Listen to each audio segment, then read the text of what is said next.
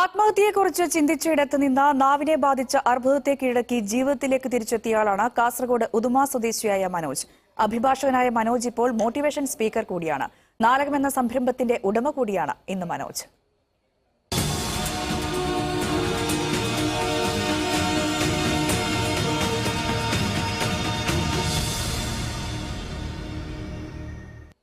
ഇപ്പോൾ പഴയതിനേക്കാളും എത്രയോ ഞാൻ സിസ്റ്റമാറ്റിക്കായി, അതുപോലെ തന്നെ കുറേ കൂടി പ്രൊഫഷനോട് കുറേ കൂടി ഹാർഡ് വർക്ക് ചെയ്യാൻ വേണ്ടി ആവശ്യമായിട്ടുള്ള ഒരു മെൻ്റൽ കപ്പാസിറ്റി എനിക്ക് വന്നു വന്നാൽ ഫിസിക്കലിനേക്കാളും മെൻ്റൽ കപ്പാസിറ്റി ഇപ്പോൾ കൂടി എന്നുള്ളതാണ്. അതുകൊണ്ട് തന്നെ ഇപ്പോൾ വളരെ സ്മൂത്തായിട്ട്, മുമ്പ് ഞാൻ പോകുമ്പോഴുള്ള സെറ്റപ്പ് അല്ല ഇപ്പോൾ ഓഫീസിൻ്റെ സെറ്റപ്പ്. ഇപ്പോൾ 4ഓളം ജൂനിയേഴ്സ് ഉണ്ട്, അതുപോലെ തന്നെ അഡ്വക്കേറ്റ് ക്ലർക്ക് ഉണ്ട്. നേരത്തേക്കാളും കൂടുതൽ ഫയലുകൾ ഇപ്പോൾ എൻ്റെ മുമ്പിൽ വരുന്നുണ്ട്. നിരവധിയായിട്ടുള്ള ആളുകൾ ആവലാതികളുമായിട്ട് ഇപ്പോൾ എൻ്റെ മുമ്പാകെ വരുന്നുണ്ട്. അതൊക്കെ തന്നെ വളരെ നന്നായിട്ട്, പഴയതിനേക്കാളും നന്നായിട്ട് ഒരു മാനസികമായ ഒരു പക്വത അല്ലെങ്കിൽ കരുത്തോടു കൂടി എനിക്കത് ഹാൻഡിൽ ചെയ്യാൻ വേണ്ടി പറ്റുന്നു എന്നുള്ളതാണ് ഇപ്പോഴത്തെ എൻ്റെ. അപ്പോൾ പഴയതിനേക്കാളും കുറേ കൂടി എൻജോയ് ചെയ്തുകൊണ്ട് ഇപ്പോൾ ഈ പ്രൊഫഷൻ എനിക്ക് മുന്നോട്ട് കൊണ്ടുപോകാൻ വേണ്ടി പറ്റുന്നു. ക്യാൻസർ ആണ് എന്ന ആ ഒരു റിപ്പോർട്ടുമായി അളിയൻ ആ മുറ്റത്തേക്ക് വരുന്ന സമയത്ത് ഞാൻ നിന്ന നിൽപ്പിൽ പൂർണ്ണമായും വേർത്തുപോയി എന്ന് പറയാം. തല മുതൽ താഴെ വരെ ഇങ്ങനെ വെള്ളം ഒഴുകുകയായിരുന്നു. എൻ്റെ മനസ്സിൻ്റെ ഭയം ശരീരത്തിന് പിടികൂടിയാണ്. ഞാൻ പൂർണ്ണമായും വേർത്തുപോയി. വേർപ്പ് എന്ന് പറഞ്ഞാൽ വേർപ്പ് തുള്ളികളൊന്നല്ല. നമ്മളൊരു ഒരു പാത്രത്തിൽ വെള്ളം എടുത്തിട്ട് ഒഴിച്ചാൽ എങ്ങനെയാണോ അത്രയും വെള്ളം ഇങ്ങനെ ശരീരത്തിലൂടെ ഒഴുകി പോകുന്നത്, തല മുതൽ താഴെ വരെ. അത് ഞാൻ അന്ന് അപ്പോൾ തന്നെ ബാത്റൂമിലേക്ക് പോയി. പക്ഷെ എൻ്റെ ബാത്റൂമിൻ്റെ ഡോറ് അടക്കാൻ വേണ്ടി സമ്മതിച്ചിരുന്നില്ല. അപ്പം അത്രമാത്രം വേവലാതി ഉണ്ടായിരുന്നു. പിന്നെ അന്ന് എങ്ങനെയല്ലോ ഞാൻ രാത്രി ഇങ്ങനെ തള്ളി നീക്കിയായിരുന്നു പുലർച്ചെ വരെ.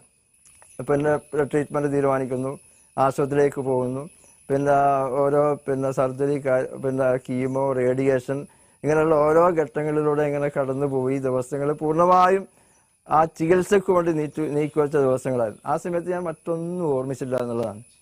മറ്റൊന്നും എന്നെ വേവലാതിപ്പെടുത്തിയിരുന്നില്ല. നേരത്തെ ഞാൻ പറഞ്ഞു, ഓഫീസ് ഞാൻ പൂർണ്ണമായും മനസ്സിൽ നിന്ന് ഒഴിവാക്കിയിട്ടാണ് പോയത്. അതെന്നെ വേവലാതിപ്പെടുത്തിയിരുന്നില്ല. പിന്നെ സാമ്പത്തികമായിട്ടുള്ള മറ്റു പ്രശ്നങ്ങളോ ഒന്നും തന്നെ എന്നെ വേവലാതിപ്പെടുത്തുന്നു. ഞാൻ പൂർണ്ണമായും ആ ചികിത്സയുടെ ഭാഗമായിട്ട് നിന്നു എന്നുള്ളതാണ്. അതും ഒരു പ്രധാനപ്പെട്ട ഒരു ഘടകമാണ്. പിന്നീട് എനിക്ക് മനസ്സിലാക്കാൻ വേണ്ടി പറ്റും. പിന്നീട് സർജറി കഴിഞ്ഞപ്പോൾ എൻ്റെ സംസാര ശേഷി പൂർണ്ണമായിട്ടും പോയി. മാസങ്ങളോടെ എനിക്ക് സംസാരിക്കാൻ വേണ്ടി കഴിയുമായിരുന്നില്ല. അന്ന് ഞാൻ പേപ്പറിൽ അല്ലെങ്കിൽ ഒരു ബുക്ക് വാങ്ങിച്ച ആ ബുക്കിലൂടെയാണ് ഞാൻ ആശയവിനിമയം നടത്തിയത്. അപ്പോൾ അതും ഒരു അനുഭവമായിരുന്നു. നമ്മൾ ശബ്ദമില്ലാത്ത ലോകത്ത് ജീവിക്കാനും നമുക്ക് സാധിക്കും. അപ്പോൾ അതും നമുക്ക് ആസ്വദിക്കാൻ വേണ്ടി കഴിയുമെന്ന് ആ സമയത്ത് മനസ്സിലാക്കാൻ വേണ്ടി കഴിയും. ഞാൻ എൻ്റെ ഭാര്യയോടായാലും അല്ല മറ്റുള്ളവരോട് ഒക്കെ തന്നെ ഇങ്ങനെ എൻ്റെ ആവശ്യങ്ങൾ പറയുകയും അല്ലെങ്കിൽ മറ്റ് കാര്യങ്ങളെ കമ്മ്യൂണിക്കേറ്റ് ചെയ്യുന്നത് എഴുതിയിട്ടാണ്. പിന്നീടാണ് ചെറിയ ചെറിയ രീതിയിൽ എനിക്ക് സംസാരിക്കാൻ വേണ്ടി കഴിയുന്ന ഒരു അവസ്ഥ വന്നത്. ഈ നാടകമെന്ന് പറഞ്ഞാൽ ഇതൊരു ആയുർവേദ ഹോമാണ്, വീടാണ്, ആയുർവേദ ഹോമാണ്. ഇവിടെ ആയുർവേദവുമായി ബന്ധപ്പെട്ട എല്ലാ ചികിത്സയും നമ്മളിവിടെ കൊടുക്കുന്നുണ്ട്. അതുപോലെ തന്നെ യോഗ, ആയുർവേദവും യോഗയും നമ്മളെ പരമ്പരാഗതമായിട്ട് നമുക്ക് ലഭ്യമായിട്ടുള്ള 2 ചികിത്സാ രീതികളാണ്. അപ്പോൾ അത് കമ്പൈൻ ചെയ്തുകൊണ്ട് രോഗം വരാതെ നമുക്ക് മുന്നോട്ട് പോകാൻ ആവശ്യമായിട്ടുള്ള ഒരു സംവിധാനം, അതാണ് ഇവിടെ നമ്മൾ ഉദ്ദേശിക്കുന്നത്.